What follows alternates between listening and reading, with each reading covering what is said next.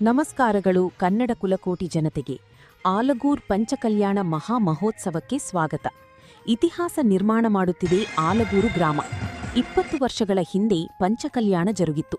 ಈಗ ಅದೇ ಅದ್ಧೂರಿ ಪಂಚಕಲ್ಯಾಣವು ಆಚಾರ್ಯ ಶ್ರೀ 1008 ಗುಣಧರನಂದಿ ಮಹಾರಾಜರ ದಿವ್ಯ ಸಾನ್ನಿಧ್ಯದಲ್ಲಿ ಹಲವಾರು ಕಾರ್ಯಕ್ರಮ ನಡೆಯುತ್ತಾ ಇದೆ. ಇದು 2ನೇ ದಿನದ ಗರ್ಭಕಲ್ಯಾಣ ವರದಿ ನಿಮಗಾಗಿ.